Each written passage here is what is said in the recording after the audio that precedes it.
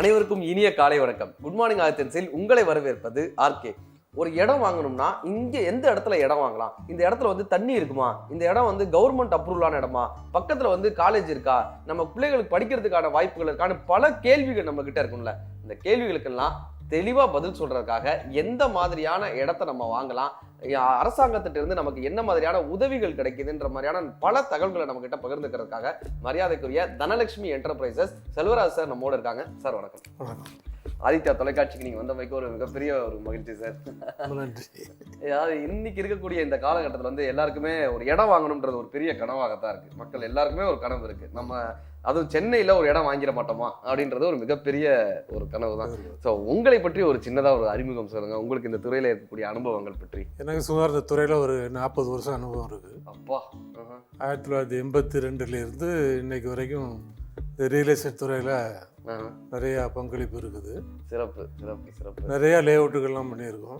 இப்ப மக்கள் வந்து இந்த இடத்த கண்டிப்பா தேர்ந்தெடுக்கலாம் அப்படின்னா என்ன மாதிரியான இடத்த அவங்க தேர்ந்தெடுக்கணும்? முதல்ல ஒரு 5 விஷயம் இதை கண்டிப்பா பார்க்கணும்னா என்னென்ன விஷயங்கள் அவங்க பார்க்கணும்? இடம் வாங்குறதுன்னா அவங்களுக்கு வந்து போக்குவரத்துக்கு பக்கத்துல இருக்குதா இடம், சரி, தண்ணி வசதி இங்கே கிடைக்குமா ஓ அப்படின்னு பார்க்குறாங்க. மற்றபடி சரௌண்டிங்ஸ் வந்து வீடுகள்லாம் இருக்குதா, ஏரியா டெவலப் ஆகுமா, ஓ நம்ம இன்வெஸ்ட் பண்ணியாச்சுன்னா நமக்கு இதில் கெயின் கிடைக்குமா, இல்லை நம்ம வீடு கட்டி வந்தால் பக்கத்தில் காலேஜ் எல்லாம் இருக்குதா, ஓ இது எல்லாமே வந்து இப்போ பார்த்துட்டு தான் இடம் வாங்குவோம். இப்போ லேஅவுட் சொல்லும் போதே சொல்றாங்க இது வந்து சிஎம்டிஏ அப்ரூவல்னு சொல்றாங்க, டிடிசிபி அப்ரூவல்னு ஒரு விஷயம் சொல்றாங்க. இந்த சிஎம்டிஏ டிடிசிபி இதெல்லாம் வந்து ஒரு பாமர மக்களுக்கு புரியாத ஒரு விஷயமாகவே இருக்கு. இந்த சிஎம்டிஏனா என்னது?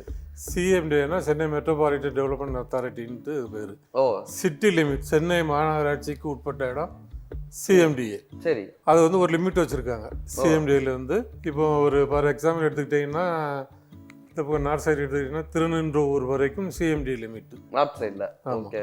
திருநின்றவூர் அப்படி தாண்டியாச்சுன்னா DTCP limit, direct of town planning கண்ட்ரியில் வந்துடும். ஓ அது வில்லேஜ் அட்மாஸ்பியரில் ஊராட்சி அதில் வந்துடும். இதுன்னா மாநகராட்சி, நகராட்சி இதெல்லாம் வந்து சிட்டி லிமிட்டுக்குள்ள வந்துடும். பேரூராட்சி இதுக்கு வந்து சிஎம்டி. ஆமாம். இப்போ இந்த இடத்துல வந்து நமக்கு தண்ணீர் இருக்கும், இல்லை இந்த இடம் வந்து ஒரு மக்களுக்கு பயனுள்ள இடம் அப்படி நீங்கள் தேர்ந்தெடுக்கக்கூடிய இடங்கள் எப்படி இருக்குது? பொதுவாக நம்ம ஒரு ரியல் எஸ்டேட் போடும்போது தண்ணி இருக்குதான்ட்டு பார்ப்போம். அதை எப்படி கண்டுபிடிக்கும்? அது எப்படின்னா பக்கத்தில் உள்ள நிலங்கள்லாம் விளைநிலங்களாக இருக்கா, நல்லா விளைச்சல் இருக்குதா, மரங்கள் ஸ்லிப்பாக இருக்குதா, பக்கத்தில் ஏரி இருக்குதா, இதுலேருந்து ஒரு 1 கிலோமீட்டருக்குள்ளே ஏரி இருந்துச்சுன்னா ஒரு 3 கிலோமீட்டர் சரௌண்டிங் வந்து தண்ணி கிடைக்கும், தண்ணி பஞ்சம் இருக்காது. இதெல்லாம் செக் பண்ணணும். இப்போ நாங்கள் போகிற இடங்கள்லாம் இப்போ திருநென்றூரில் போடுறதும் அங்கே வந்து பக்கத்தில் ஏரி இருக்குது, 10 அடியில் தண்ணி கிடைக்குது.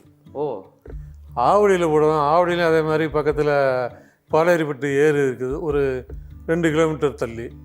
ஆனால் எங்களுக்கு ஒரு 10-20 அடியில் தண்ணி கிடைக்குது. நாங்கள் போட்ட லேஅவுட்டில் எல்லாருமே தண்ணி இல்லைங்கிற பிரச்சனையே இல்லை. அதனால அதை கண்டுபிடிச்சிடலாம். இப்போ பொதுவாகவே மக்கள் வைக்கக்கூடிய குற்றச்சாட்டு என்னன்னா, சென்னைக்கு மிக அருகில்னு சொல்லி எங்க சென்னையை விட்டு எங்கேயோ கூட்டிட்டு போயிடுறாங்க அப்படின்னு ஒரு பொதுவான ஒரு கருத்து இருக்குல்ல. இதை இந்த துறை சார்ந்த வல்லுநரா நீங்க எப்படி பாக்குறீங்க? அது வந்து ரொம்ப தப்பா பண்றாங்க. அதை ஒரு இடம் சென்னைக்கு அருகில்னாச்சுன்னா ஒரு 2 கிலோமீட்டர். நானே போய் பார்த்துருக்கேன். நான் வந்து அரக்கோணத்தில் ஒரு இடம் போய் பேச போனேன். சரி, ஸ்கொயர் ஃபீட்டு 200 ரூபான்ட்டு நான் பேசிட்டு வந்திருக்கேன். ஓ நம்ம ஒரு 300 ரூபாய்க்கு விற்கலாம் அப்படின்ட்டு. மறுநாள் ஒரு ஆடு வரும், இப்போ இது விளம்பரம் போஸ்ட் விட்டுறான், ஸ்கொயர் ஃபீட் 30 ரூபா, ஓ அரக்கோணம் அருகில் அப்படிங்கிறான். நம்ம 200 ரூபாய்க்கு பேசியிருக்கோம், இவன் 30 ரூபா சொல்லான போய் அந்த இடத்த போய் பார்ப்போம். சரி அப்படின்னு பார்த்தா அரக்கோணத்துலேருந்து 25 கிலோமீட்டர் தள்ளி இருக்குது, ப்ராப்பர் ரோடு இல்லை. இதை வச்சுட்டு அவங்க இந்த ஆடை பார்த்து சில பேர் என்ன பண்ணுறாங்க, இந்த ஆடை பார்த்து 30 ரூபாய்க்கு 200 ரூபாய்க்கு இவ்வளோ வித்தியாசம் நம்ம வாங்கி போட்டான்னு அதை வாங்கிடுவோமே அப்படின்னு அதை வாங்குறவங்களும் இருக்காங்க. அதில் நஷ்டம் வாங்க திருப்பி அதை விற்கவே முடியாது. இப்போ நாங்கள் சொல்கிற 200 ரூபாய்க்கு வாங்கினா நாங்கள் தார் ரோடு போட்டோம், பிளாட்டு கல் போடுவோம், அவனு ட்ரீஸ் வச்சு கொடுக்குறோம், இதெல்லாம் பண்ணி ஏரியா டெவலப் பண்ணி கொடுக்குறதுனால அவங்களுக்கு வந்து பின்னாடி இது ரேட்டு ஏறும். அவங்களும் அவங்க இடத்த ஐடென்டிஃபை பண்ணிக்கலாம்.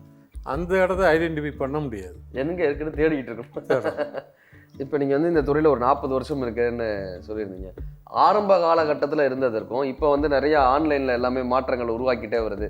இந்த தொழில் வளர்ச்சின்றது எந்த வகையில் ரியல் எஸ்டேட் துறைக்கு அது ரொம்ப ஹெல்ப்ஃபுல்லாக இருக்குது இந்த ஆன்லைன் வந்ததுலாம்? ஆன்லைனில் வந்ததுனால முன்னாடி வந்து புரோக்கர்ஸ் எல்லாம் வந்து பார்ட்டிக்கு இடத்த ஒன்று காமிப்பாங்க, ஓ அவங்களுக்கு கமிஷன் கொடுக்கணும். இப்போ இந்த ஆன்லைனில் வரும்போது அந்த கமிஷன் பிரச்சனை இல்லை, எல்லாமே ஆன்லைனில் புக் பண்ணி வாங்கிட்டு போயிடுறாங்க. சிறப்பு. இப்போ எங்கிட்ட வர்றவங்க நிறைய பேர் இருந்தாலும் நாங்கள் ஆன்லைனில் பார்த்தோம், உங்கள் ஆடை பார்த்தோம், அதனால நாங்கள் வந்தோம். இதில் யாரும் புரோக்கர் கிடையாது. ஸோ அவங்களுக்கு நேரடியாக வர்றதுனால அவங்களுக்கு ஒரு மீடியேட்டர் சார்ஜ் வந்து அவங்களுக்கு கம்மியாகுது.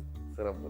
இதுக்கு முன்னாடி எங்கிட்ட வரும்போது நாங்கள் ஒரு லேஅவுட் போட்டால் 10 மீடியேட்டர் எங்கள் ஆஃபீஸில் இருப்பாங்க. ஓ வந்த உடனே செல்வாஸ் அந்த லேண்ட் வாங்கியிருக்காரு, இதை லேஅவுட் பண்ண போகிறாரு அப்படின்ட்டு ஒரு 10 பேர்கிட்ட சொல்லுவாங்க. அந்த 10 பேரும் அவங்களுக்கு தெரிஞ்சவங்கள்ட்ட இங்கே இடம் இருக்குது, இடம் அவங்க அந்த பார்ட்டியை கன்வெர்ட் பண்ணி அப்படி கூட்டு வந்துடுவாங்க.